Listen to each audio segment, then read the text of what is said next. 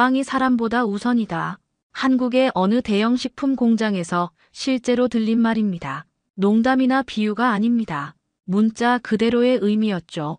3년간 3곳의 공장에서 3명이 죽었습니다. 하지만 매번 똑같은 사과문만 반복되었고 다음 날이면 공장은 아무 일 없었다는 듯 돌아갔어요. 그 속에서 무엇이 일어나고 있는 걸까요? 한 남자가 결심했습니다. 누군가는 안에 들어가야 해 자신의 신분을 숨기고 그 공장의 문을 두드린 것이죠. 그가 그곳에서 목격한 현실은 상상을 초월했습니다. 안전장치가 있어도 쓸 수 없는 공장, 다쳐도 병원에 갈 수 없는 현실, 그리고 모든 것보다 우선시되는 단 하나의 가치. 과연 그는 이 시스템과 맞서 싸울 수 있을까요? 그리고 진짜 변화를 만들어낼 수 있을까요? 지금부터 들려드릴 이야기는 우리 모두의 이야기입니다. 1초밖에 걸리지 않는 구독과 좋아요 눌러주시면 이야기가 더 재미있으실 거예요. 그럼 지금부터 시작합니다. 서울 강남구 한 작은 사무실에서 공서진이 노동상담 전화를 받고 있었습니다. 수화기 너머로 들려오는 목소리는 떨리고 있었죠. 과장이 또 욕을 하면서 잔업을 시키는데 이게 정말 합법인가요? 서진은 차분하게 답변을 해주면서도 마음 한편으론 답답함을 느끼고 있었어요. 이런 상담이 하루에 몇 통씩 걸려오는데 근본적인 해결책은 보이지 않았거든요. 서진의 책상 위엔 각종 노동법 서적들과 함께 낡은 사진 한 장이 놓여 있었습니다. 공장에서 일하던 시절 아버지의 모습이었죠. 그 사진을 볼 때마다 서진은 15년 전 그날을 떠올리곤 했어요. 아버지가 크레인에 깔려 하반신 마비가 되던 그 순간 말이에요. 회사 측은 형식적인 사과와 최소한의 보상금만 내놓았고 아버지는 지금도 휠체어에 의존해 살아가고 계시죠. 서진아, 저녁 뉴스 좀 봐라. 거실에서 아버지의 목소리가 들려왔습니다. 서진이 거실로 나가자 텔레비전 화면에는 심각한 표정의 앵커가 나와 있었어요. SCV 계열 식품회사에서 또다시 사망사고가 발생했습니다. 지난 3년간 계열사 3곳에서 총 3명의 근로자가 목숨을 잃었는데요. 화면이 바뀌며 정장 차림의 중년 남성이 고개를 숙이고 있는 모습이 나타났죠. 바로 SCV 그룹의 문태식 회장이었습니다. 깊이 사과드립니다. 재발 방지를 위해 최선을 다하겠습니다. 그의 목소리는 진심보다는 의무감이 느껴졌어요. 서진은 주먹을 불끈 쥐었습니다. 또 사과만 하네요. 작년에도 재작년에도 똑같이 사과했는데 아버지가 한숨을 쉬며 말했어요. 그래도 뭐 어쩌겠냐. 우리 같은 사람들은 그저 참고 살아야지. 하지만 서진은 다르게 생각했습니다. 외국계 대기업에서 인사팀장으로 일했던 경험이 있었거든요. 그곳에서는 작은 사고라도 발생하면 모든 라인이 멈춰서고 원인을 철저히 분석했었죠. 안전이 최우선이었고 그게 당연한 일이라고 여겨졌어요. 이건 단순한 사고가 아닙니다. 서진이 중얼거렸어요. 3년간 3명이 죽었다는 건 시스템 자체에 문제가 있다는 뜻이죠. 텔레비전에서는 이미 다른 뉴스로 넘어가고 있었습니다. 사람의 죽음이 이렇게 쉽게 잊혀진다는 게 서진은 견딜 수 없었어요. 그날 밤 서진은 인터넷으로 SCV 그룹에 대해 자세히 조사해봤습니다. 빵과 과자를 만드는 대형 식품 회사였고 전국에 여러 공장을 두고 있었죠. 채용 정보를 찾아보니 마침 샤인이 경기 공장에서 계약직 근로자를 모집하고 있었어요. 누군가는 안에 들어가야 해. 서진이 혼잣말을 했습니다. 밖에서 아무리 떠들어봤자 바뀌는 건 없으니까요. 외부에서는 볼 수 없는 진짜 현실을 직접 확인하고 그걸 세상에 알려야겠다는 생각이 들었어요. 다음 날 아침 서진은 이력서를 작성하기 시작했습니다. 노무사라는 신분은 숨기고 평범한 구직자로 위장해야 했죠. 마음이 무거웠지만 동시에 사명감도 느꼈어요. 아버지의 사진을 다시 한번 바라보며 서진은 다짐했습니다. 이번엔 제대로 해보겠습니다. 이력서를 낸 지 일주일 만에 연락이 왔습니다. 내일 오전 9시까지 공장으로 오시면 됩니다. 전화 속 목소리는 무덤덤했어요. 면접도 없이 바로 출근하라는 것이 조금 의외였지만 서진은 별다른 질문을 하지 않았죠. 샤이니 경기 공장은 서울에서 차로 2시간 거리에 있는 경기도 외곽에 위치해 있었습니다. 공장 앞에 도착하니 이미 여러 명의 사람들이 서 있었어요. 모두 서진처럼 첫 출근을 하는 신입들인 것 같았습니다. 나이도 제각각이었고 표정들도 저마다 달랐어요. 기대감을 품은 사람도 있었고 그저 일자리가 생긴 것에 안도하는 듯한 사람도 있었죠. 신입 여러분, 안쪽으로 들어오세요. 중년 남성이 나타나 무뚝뚝하게 말했습니다. 바로 서창훈 과장이었어요. 키가 크고 마른 체격에 언제나 찌푸린 표정을 하고 있는 사람이었죠.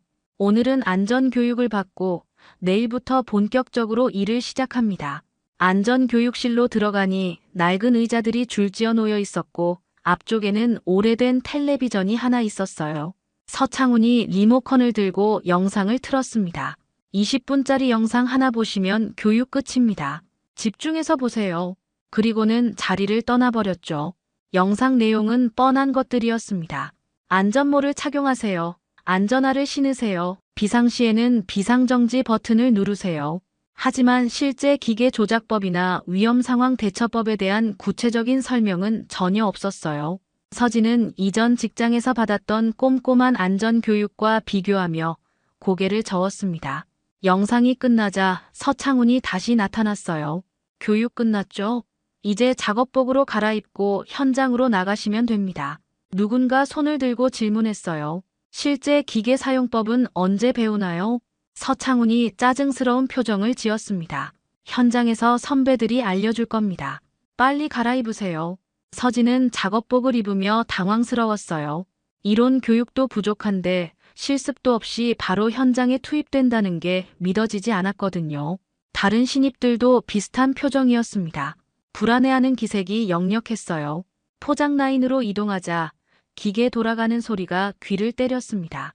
컨베이어 벨트 위로 끊임없이 빵들이 흘러나오고 있었고 근로자들은 빠른 속도로 포장 작업을 하고 있었어요.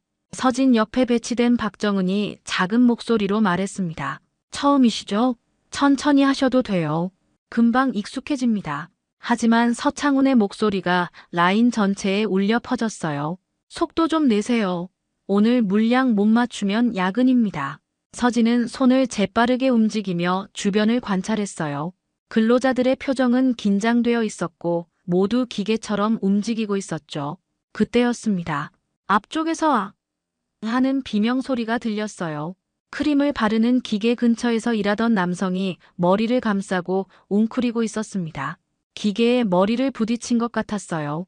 서진은 반사적으로 비상정지 버튼을 찾았지만 정은이 재빨리 서진의 팔을 잡았습니다. 가만 있어요. 정은이 작게 속삭였어요. 다친 남성은 혼자 힘으로 일어나 휴지로 상처를 누르고 있었고 놀랍게도 컨베이어 벨트는 멈추지 않고 계속 돌아가고 있었어요. 서창훈이 큰 소리로 외쳤습니다. 라인 멈추지 마세요. 빵이 상하면 큰일 납니다. 다친 남성에게는 한마디 위로의 말도 없었어요. 그저 괜찮으면 계속 일하고 안 되면 다른 사람과 교대하세요 라고 말할 뿐이었죠. 서진은 충격을 받았습니다. 사람이 다쳤는데도 기계가 멈추지 않는다는 게 믿어지지 않았어요. 빵이 사람보다 우선이라는 메시지가 너무나 명확했거든요. 그 순간 서진은 깨달았습니다. 아, 여기선 정말로 빵이 주인공이구나. 그날 밤 서진은 좀처럼 잠이 오지 않았습니다. 머릿속에서 낮에 본 광경들이 계속 맴돌았어요. 다친 사람보다 빵을 우선시하는 현장의 분위기, 아무도 이상하다고 생각하지 않는 듯한 분위기가 끔찍했거든요. 서진은 침대에서 일어나 노트북을 켰습니다. 오늘부터 모든 걸 기록하자. 서진이 혼잣말을 하며 새 문서를 열었어요. 제목은 현장 일지였습니다. 첫 번째 기록은 이렇게 시작됐죠. 첫날, 안전교육 20분으로 끝. 실습 없음. 크림 기계 사고 발생했으나 라인 정지 안함. 빵이 상하면 큰일이라는 과장의 발언. 다음 날부터 서진의 진짜 일이 시작되었습니다. 겉으로는 성실한 신입 근로자였지만 속으로는 예리한 관찰자였어요. 작은 메모지를 주머니에 숨겨두고 틈날 때마다 기록했습니다. 화장실에 갈 때는 휴대폰으로 사진을 찍기도 했죠.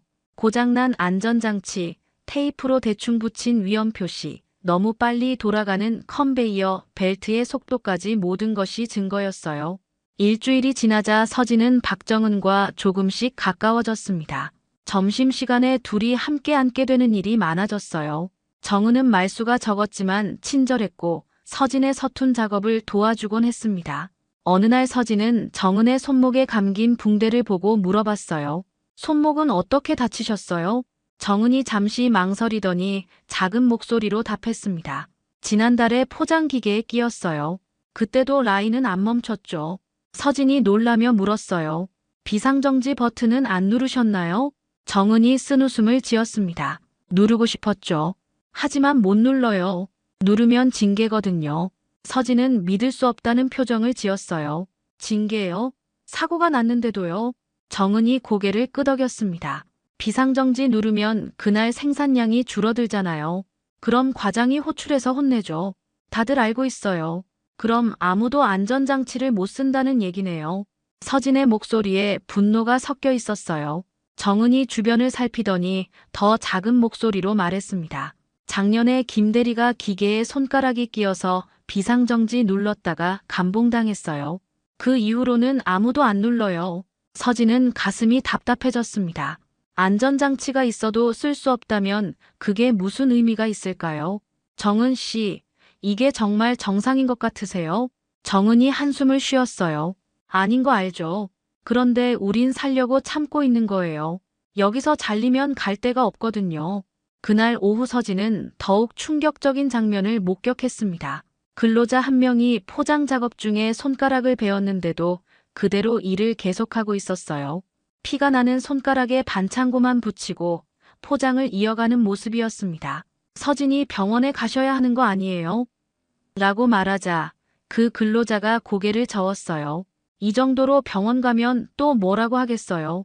그냥 참아야죠. 서창훈 과장이 지나가면서 한마디 던졌습니다. 병원은 퇴근 후에 가세요. 지금은 일할 시간이니까요. 서진은 주먹을 꽉 쥐었어요. 이런 상황이 매일 반복되고 있다는 게 견딜 수 없었거든요. 저녁에 집으로 돌아온 서진은 다시 노트북 앞에 앉았습니다.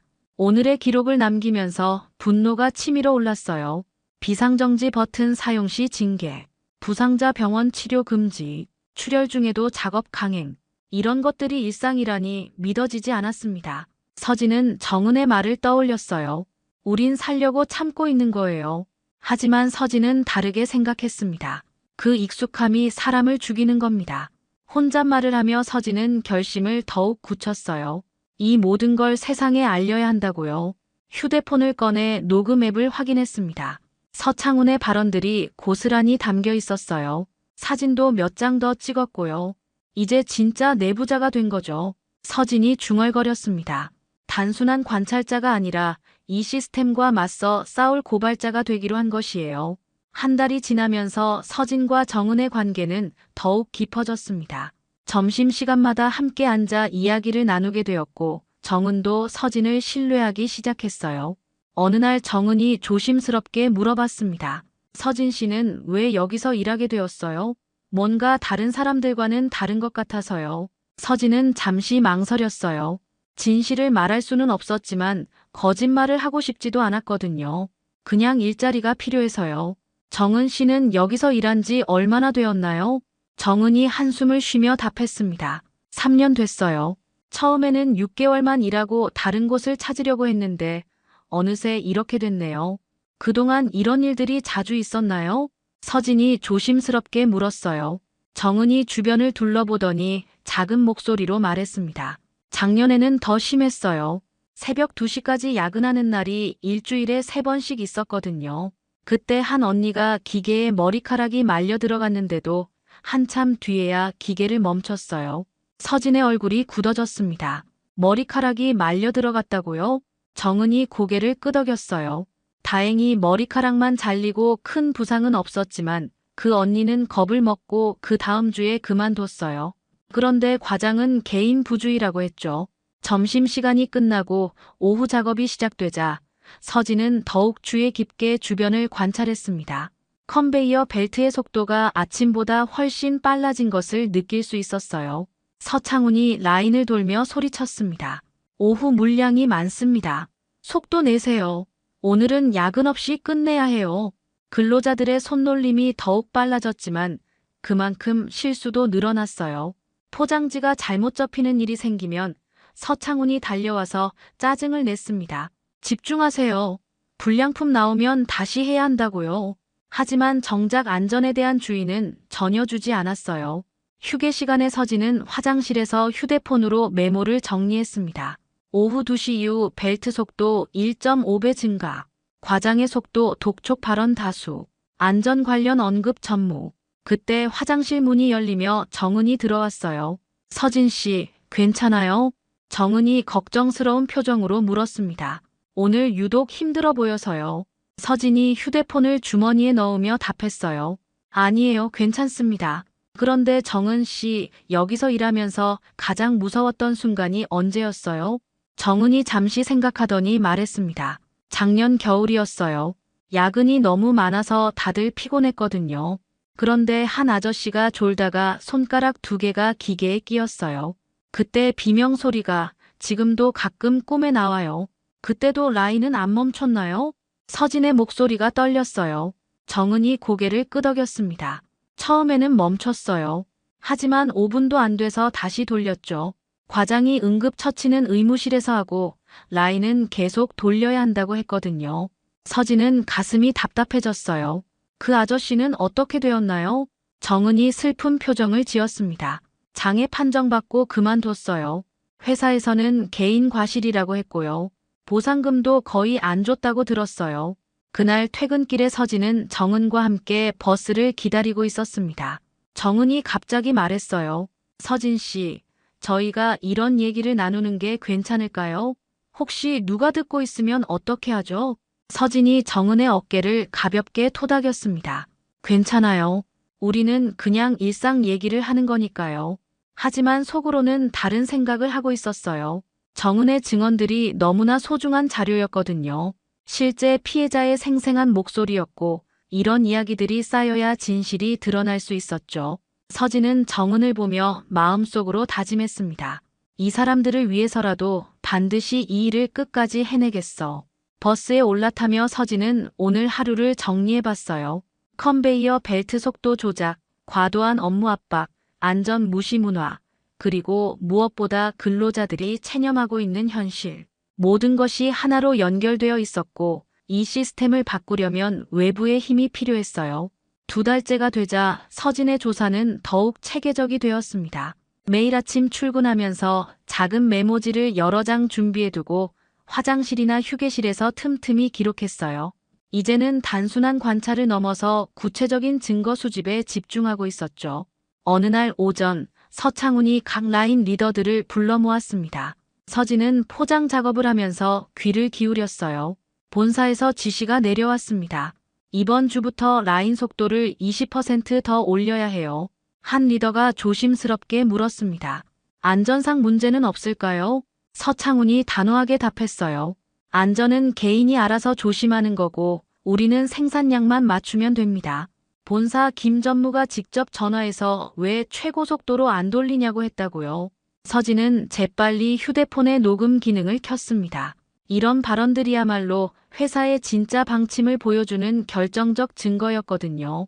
점심시간에 서진은 정은과 함께 휴게실에 앉아 있었어요. 그때 정은이 작은 목소리로 말했습니다. 서진 씨, 저기 보이는 김대리 아세요? 서진이 고개를 돌리자 한쪽 팔을 조심스럽게 감싸고 있는 중년 남성이 보였어요. 왜요? 무슨 일 있나요? 지난주에 믹싱기 청소하다가 팔이 끼었거든요. 병원에서는 깁스를 하라고 했는데 회사에서는 깁스하면 일 못하니까 파스만 붙이고 나오라고 했어요. 정은의 목소리에 안타까움이 묻어났습니다. 그런데 더 가슴 아픈 건 김 대리가 그때 비상정지 버튼을 눌렀다가 감봉을 당했다는 거예요. 서진이 놀라며 물었어요. 다쳤는데도 감봉을 줬다고요? 정은이 고개를 끄덕였습니다. 회사 규정상 무단으로 라인을 정지시키면 징계라고 하더라고요. 김 대리는 항의했지만 소용없었어요. 그 이후로는 아무도 비상정지 버튼을 안 누르려고 해요. 그날 오후 서진은 더욱 충격적인 장면을 목격했습니다. 휴게실 한쪽에 설치된 CCTV 모니터를 보다가 이상한 걸 발견한 거예요. 3번 라인에서 일하는 한 근로자가 왼팔을 이상하게 구부린 채 포장 작업을 계속하고 있었어요. 팔이 부자연스럽게 굽어져 있는데도 일을 멈추지 않는 모습이었죠. 서진이 3번 라인으로 가서 확인해 보니 그 근로자의 팔목이 심하게 부어 있었어요. 괜찮으세요? 병원에 가셔야 할 것 같은데요. 그 근로자가 고개를 저었습니다. 괜찮아요. 이 정도로 병원 가면 또 뭐라고 할지 모르거든요. 그냥 참아야죠. 서진은 가슴이 답답해졌어요. 명백히 골절이 의심되는 상황인데도 치료를 받지 못하고 일을 계속해야 하는 현실이 끔찍했거든요. 서창훈이 지나가면서 한마디 던졌습니다. 병원은 퇴근 후에 가세요. 지금은 일할 시간이니까요. 저녁에 집으로 돌아온 서진은 컴퓨터 앞에 앉아 오늘 수집한 자료들을 정리했습니다. 본사 임원의 속도 증가 지시, 비상정지 버튼 사용에 대한 징계 사례, 부상자 치료 거부 사건까지 모든 것이 하나의 패턴을 보여주고 있었어요. 서진은 새로운 폴더를 만들었습니다. 제목은 결정적 증거였어요. 그동안 모은 자료들을 분류하기 시작했죠. 녹음 파일, 사진, 메모, 그리고 정은을 통해 확인한 과거 사례들까지 점점 퍼즐이 맞춰지고 있었어요. 이건 단순한 관리 소홀이 아니야. 서진이 혼잣말을 했습니다. 체계적으로 안전을 무시하고 있는 거죠. 회사는 생산량 증대를 위해서라면 근로자의 안전 따위는 신경 쓰지 않았어요. 오히려 안전 조치를 취하는 것을 방해하고 있었죠. 서진은 휴대폰에 저장된 녹음 파일을 다시 들어봤습니다. 서창훈의 목소리가 선명하게 들렸어요. 본사에서 왜 최고 속도로 안 돌리냐고 했다고요. 이 한마디가 회사의 진짜 방침을 보여주는 결정적인 증거였어요. 밤늦게까지 자료를 정리하면서 서진은 확신이 섰습니다. 이건 사회적 범죄다. 개인의 실수나 우연한 사고가 아니라 구조적이고 의도적인 문제였어요. 이 모든 걸 세상에 알려야 한다는 사명감이 더욱 강해졌죠. 이제 충분한 증거가 모였고 다음 단계를 준비할 때가 왔다고 생각했습니다. 서진이 공장에서 일한 지 2달이 조금 넘었을 때였습니다. 그날 오후에도 여느 때와 다름없이 포장 라인이 빠르게 돌아가고 있었어요. 서창훈이 아침부터 더욱 날카로운 목소리로 독촉하고 있었죠. 오늘 본사 실사단이 온다고 했으니까 더욱 신경 써서 일하세요. 서진은 정은 옆에서 포장 작업을 하면서 주변을 살펴봤습니다. 평소보다 긴장된 분위기였고 모든 근로자들이 더욱 빠르게 손을 움직이고 있었어요. 컨베이어 벨트의 속도도 평소보다 훨씬 빨랐죠. 서진은 속으로 중얼거렸습니다. 실사단이 온다고 하니까 더 위험하게 만드네. 정오가 지나자 정은의 움직임이 평소와 달랐어요. 계속 손목을 털거나 어깨를 돌리는 모습이 보였거든요. 서진이 걱정스러운 목소리로 물었습니다. 정은 씨, 괜찮으세요? 좀 힘들어 보이는데요. 정은이 억지로 웃으며 답했어요. 괜찮아요. 그냥 좀 뻐근해서요. 하지만 오후 2시경 정은의 손놀림이 눈에 띄게 느려졌습니다. 컨베이어 벨트 위에 빵들이 빠르게 지나가는데 정은이 따라가지 못하고 있었어요. 서진이 정은의 목까지 도와주려고 손을 뻗는 순간이었습니다. 아! 정은의 비명소리가 라인 전체에 울려 퍼졌어요. 포장지를 자르는 기계에 정은의 오른손 검지와 중지가 끼인 것이었습니다. 순간 시간이 멈춘 것 같았어요. 정은의 얼굴이 새하얗게 변했고 손에서는 피가 흘러나오고 있었죠. 서진은 반사적으로 비상정지 버튼을 찾았습니다. 하지만 정은이 왼손으로 서진의 팔을 붙잡았어요. 안 돼요. 누르면 안 돼요. 정은의 목소리는 고통으로 떨리고 있었지만 그보다 더 큰 두려움이 느껴졌어요. 징계에 대한 공포였죠. 놀랍게도 컨베이어 벨트는 여전히 돌아가고 있었습니다. 다른 근로자들도 일을 멈추지 않았어요. 모두 정은을 걱정스럽게 바라보면서도 손은 계속 움직이고 있었죠. 이미 체화된 공포 때문이었습니다. 서창훈이 달려왔지만 그의 첫 마디는 정은의 안부가 아니었어요. 라인 멈추지 마세요. 다른 분들은 계속 일하셔야 합니다. 그러고 나서야 정은을 보며 말했죠. 의무실 가서 응급처치 받고 병원은 퇴근 후에 가세요. 지금 라인 멈출 수는 없으니까요. 서진은 참을 수 없었습니다. 지금 뭐라고 하시는 거예요? 병원에 당장 가야 하는 상황인데요. 서창훈이 서진을 노려보며 말했어요. 신입이 뭘 안다고 나서는 거야? 회사 규정이 있다고. 정은이 고통을 참으며 일어났습니다. 괜찮아요, 서진 씨. 의무실에서 소독하고 반창고 붙이면 돼요. 하지만 정은의 손가락은 명백히 의료진의 치료가 필요한 상태였어요. 뼈가 보일 정도로 깊이 베었거든요. 서진은 더 이상 참을 수 없었습니다. 저는 정은 씨와 함께 병원에 가겠습니다. 서창훈이 화를 내며 말했어요. 그럼 오늘 일당은 포기하는 거야. 서진이 단호하게 답했습니다. 상관없어요. 사람이 먼저죠. 병원으로 가는 택시 안에서 정은이 울음을 터뜨렸습니다. 이제 어떻게 하죠? 분명히 징계받을 텐데. 서진이 정은의 어깨를 감쌌어요. 괜찮아요. 제가 있잖아요. 이번 일로 당신이 불이익을 받게 하지 않을 거예요. 병원에서 의사는 심각한 표정을 지었습니다. 힘줄이 다쳤네요. 수술이 필요할 수도 있어요. 왜 이렇게 늦게 오셨나요? 정은이 작은 목소리로 답했어요. 회사에서 퇴근 후에 오라고 해서요. 의사가 고개를 저었습니다. 이런 부상은 골든타임이 중요한데. 병원에서 나오면서 서진은 마음을 굳혔습니다. 이젠 이걸로 충분해. 그동안 모은 자료들과 오늘 일어난 사건까지 더 이상 기다릴 수 없었어요. 정은 같은 피해자가 더 생기기 전에 행동해야 했죠. 그날 밤 서진은 노트북을 열고 이메일을 작성하기 시작했습니다. 수신자는 두 곳이었어요. 조선일보 사회부와 고용노동부 산업안전보건본부. 제목은 SCV 계열사 산업안전 실태 고발이었습니다. 그동안 모은 모든 자료를 첨부했죠. 녹음 파일, 사진, 상세한 기록들까지. 이메일을 보내는 순간 서진의 손이 떨렸습니다. 이제 돌이킬 수 없는 길을 선택한 것이었어요. 진실을 던졌으니 이제는 사람들이 응답할 차례야. 서진이 혼잣말을 하며 전송 버튼을 눌렀습니다. 이메일을 보낸 지 사흘이 지났지만 별다른 반응이 없었습니다.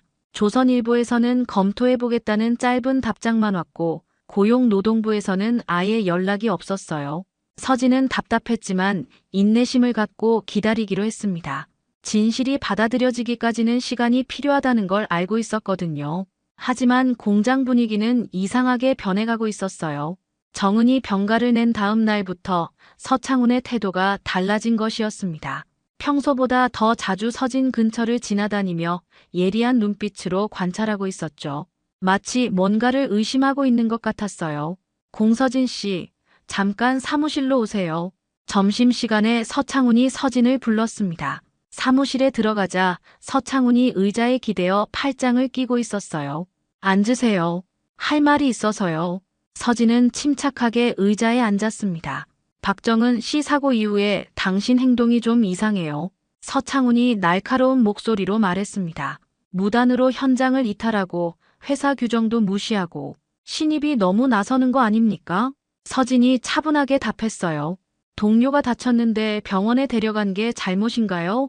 서창훈의 눈빛이 더욱 매서워졌습니다. 그것만이 아니에요. 요즘 당신이 누굴 만나고 다녀요? 퇴근 후에 뭘 하는지 궁금하네요. 서진은 가슴이 두근거렸지만 표정은 바꾸지 않았어요. 개인적인 일까지 회사에서 관리하시는 건가요? 여기서 일하는 동안은 우리가 관리하는 거죠. 서창훈이 위협적인 톤으로 말했습니다.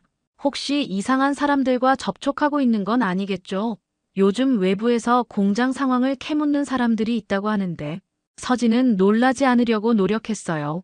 벌써 회사에서 뭔가 낌새를 채고 있는 것 같았거든요. 그날 오후 작업 중에 서진의 휴대폰이 없어졌습니다. 분명히 사물함에 넣어뒀는데 사라진 것이었어요. 서진은 즉시 서창훈에게 신고했습니다.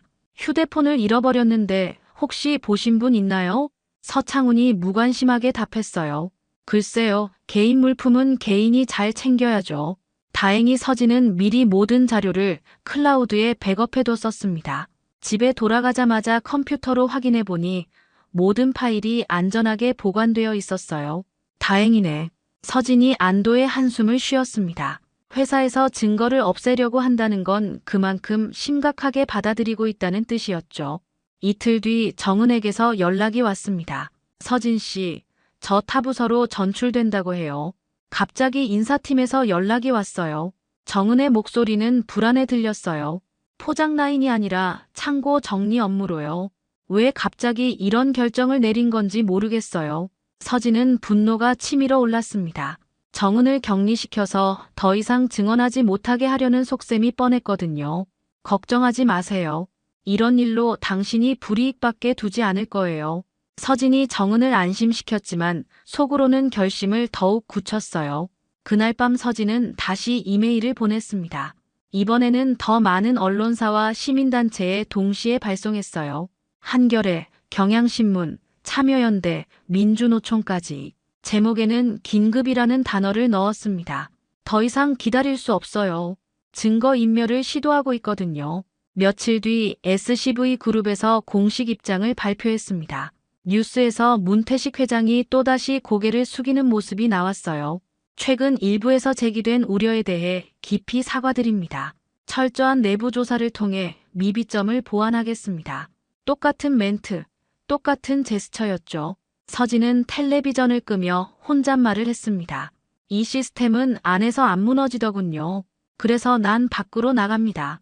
이제 내부 고발자로서 할 수 있는 건 다 했어요. 증거도 충분히 모았고 여러 곳에 제보도 했죠. 남은 건 세상이 어떻게 반응하느냐였습니다. 다음 날 출근길에 서진은 결심했습니다. 오늘이 마지막이 될 수도 있다고요. 회사에서 정체를 눈치챈 것 같았고 언제든 해고당할 수 있는 상황이었거든요. 하지만 후회는 없었어요. 해야 할 일을 했으니까요. 서진이 제보한 지 일주일이 지났지만 여전히 큰 변화는 없었습니다. 몇몇 언론사에서 작은 기사가 나왔지만 사회적 관심을 끌지는 못했어요. 또 다른 공장 사고 정도로 여겨질 뿐이었죠.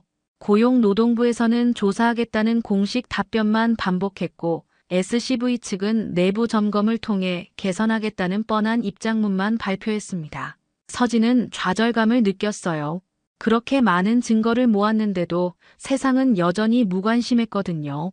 문태식 회장은 이번에도 똑같은 사과문을 읽으며 고개만 숙였죠. 재발 방지를 약속드린다는 말이 얼마나 공허하게 들리는지 알 수 있었어요. 그런데 놀라운 일이 일어났습니다. 정은에게서 연락이 온 것이었어요. 서진 씨, 저 결심했어요. 텔레비전에 나가서 증언하겠어요. 정은의 목소리는 떨리고 있었지만 동시에 단호했습니다. 얼굴은 가리고 음성도 변조하겠지만 제가 직접 겪은 일들을 말하고 싶어요. 정말 괜찮으세요? 회사에서 보복할 수도 있어요. 서진이 걱정스럽게 물었습니다. 정은이 잠시 침묵하더니 말했어요. 이제 더 이상 참을 수 없어요. 저 같은 사람이 또 생기면 안 되잖아요. 누군가는 용기를 내야죠. 정은의 증언이 방송되자 상황이 급변하기 시작했습니다. KBS 스트레이트에서 사망사고 이후에도 기계 속도를 올리라 한 회사라는 제목으로 특집 보도를 내보낸 것이었어요.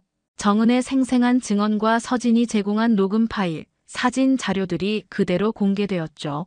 비상정지 버튼을 누르면 징계를 받습니다. 다쳐도 병원에 갈 수 없어요. 회사에서는 빵이 사람보다 중요하거든요. 음성이 변조된 정은의 목소리가 전국에 울려 퍼졌습니다. 시청자들은 충격을 받았어요. 21세기에 이런 일이 벌어진다는 게 믿어지지 않았거든요. 다음 날부터 SCV 제품 불매 운동이 전국적으로 확산되었습니다. 소셜미디어에는 SCV 불매라는 해시태그가 실시간 검색어 1위에 올랐어요. 마트에서는 SCV 제품들이 팔리지 않기 시작했고 회사 주가도 급락했죠. 국회에서도 움직임이 시작되었습니다. 산업재해 조사특별위원회에서 SCV 경영진 소환을 결정한 것이었어요. 문태식 회장과 각 공장 책임자들이 국정감사에 출석하게 되었죠. 이번에는 단순한 사과로 넘어갈 수 있는 상황이 아니었어요. 국정감사 당일 문태식 회장은 평소와 다른 모습을 보였습니다. 깊이 사과드립니다. 앞으로는 대국민 사과가 아닌 실질적인 변화를 보여드리겠습니다. 국민조사위원회 구성에 전적으로 협조하겠으며 모든 공장의 안전 시스템을 전면 개편하겠습니다. 한 달 후 서진에게 뜻밖의 연락이 왔습니다. 민주노총에서 산업안전자문위원으로 초빙하겠다는 제안이었어요. 당신의 용기 있는 고발 덕분에 많은 것이 바뀌기 시작했습니다. 앞으로도 노동자들을 위해 힘써주세요. 서진은 기쁜 마음으로 제안을 받아들였습니다. 정은에게는 더 큰 변화가 찾아왔어요. 산업안전 고발자 보호법이 새로 제정되면서 정은이 첫 번째 적용 대상자로 선정된 것이었습니다. 회사의 어떤 보복도 법적으로 차단되었고 국가에서 생활비까지 지원받게 되었죠. 6개월 뒤 서진은 새롭게 개편된 샤이니 경기 공장을 방문했습니다. 예전과는 완전히 달라진 모습이었어요. 곳곳에 안전장치가 새로 설치되었고 비상정지 버튼도 눈에 잘 띄는 곳에 배치되어 있었죠. 무엇보다 근로자들의 표정이 밝아졌어요. 공장 입구에 서 있던 큰 비상정지 버튼 앞에서 서진이 혼잣말을 했습니다. 이제 이 버튼 아무나 누를 수 있게 됐어요. 너무 늦었지만 그래도 시작입니다. 버튼 위에는 새로운 문구가 적혀 있었어요. 안전이 최우선입니다. 위험하면 언제든 누르세요. 정은이 서진 옆으로 다가왔습니다. 이제는 산업안전 강사로 일하고 있었어요. 서진 씨 덕분에 많이 바뀌었죠. 서진이 미소를 지으며 답했어요. 우리 덕분이에요. 혼자서는 할 수 없는 일이었거든요. 하늘을 올려다보며 서진은 아버지를 떠올렸습니다.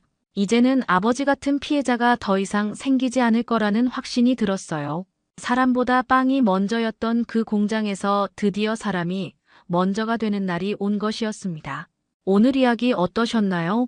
구독과 좋아요는 이미 하셨을 테니 시청자님의 의견을 댓글로 달아주세요. 항상 건강하시고 행복하세요.